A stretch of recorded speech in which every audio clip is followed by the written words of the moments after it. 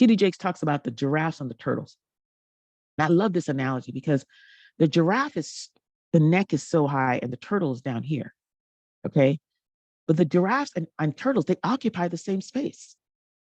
They occupy the same space, but they don't have the same worldview because the giraffe is looking from here and the turtle is looking from here.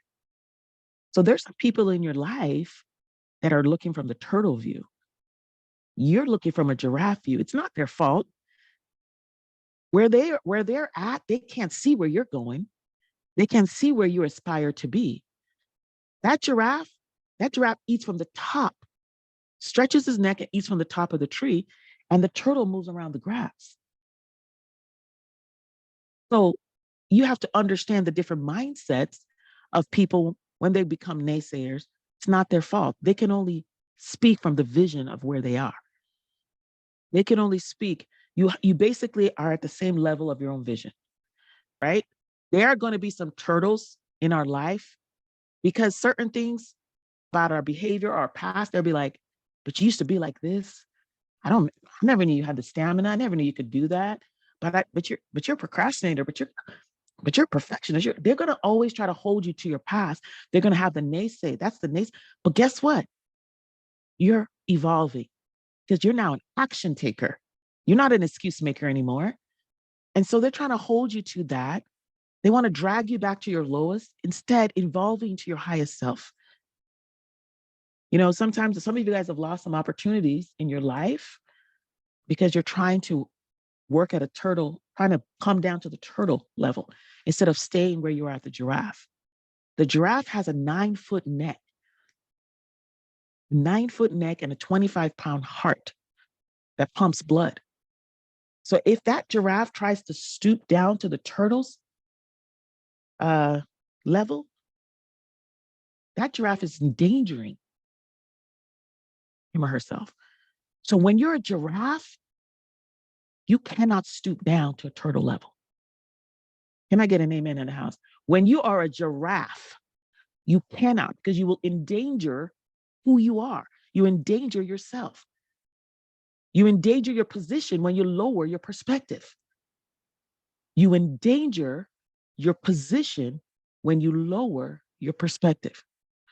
So you cannot allow the people in your life that are turtles or that their eyesight or their vision, we still love them. There's nothing wrong with them. We still love them. But you understand where they're seeing things from. They're going to report from their level. You've got to report from your level. You've got to report from your level. And this is where you're going to need a new level of resilience. Because as you go up in levels, new resistance comes, new obstacles comes, new challenges comes. But remember, like we said yesterday, there's no future without problems. There's always going to be that mountain. There's that mountain that you got to cross over. You got to go through the valleys, adversities, challenges. That's where you need the new level of resilience. And as those naysayers come, you got to continue to build yourself up because you're going to a new level. Because a new level of resilience is where it's going to take you. That's where you're going to need. That's what you're going to need to make more money and work less.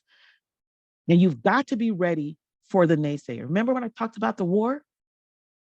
We had perfectionism, procrastination, people pleasing.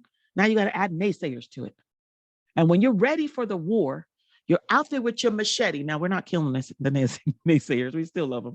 But you've got to be ready, and you're ready with the skill of resilience. You're ready with the skill of discipline. You begin to build yourself up daily so that when these things come across and come your way, you're ready for them, you're built for them, and you're moving up. Sometimes that naysayer is you, is your fears, is your doubts. Sometimes it's you reminding yourself of your past trauma, your past mistakes. Oh, I remember when I did that, I wasn't so good at that. Oh, I never finish anything I start. Oh my God, can I really start that business? I don't even know if I have the skills. You've got to stop being the naysayer of yourself. You've got to take those voice. And I've told some of my students this, some of my students remember this. I like to look the voice of doubt right in the face. The voice of fear and the voice of doubt that tells you and comes to remind you on a daily basis, and every time you want to do something, comes to remind you that you can't do it, you turn right around and look the voice of doubt in the in the face and say, I am going to do that. I am not what you say I am. I am not my past. I am not my mistakes, because I'm rising higher. So you have to not be your own naysayer.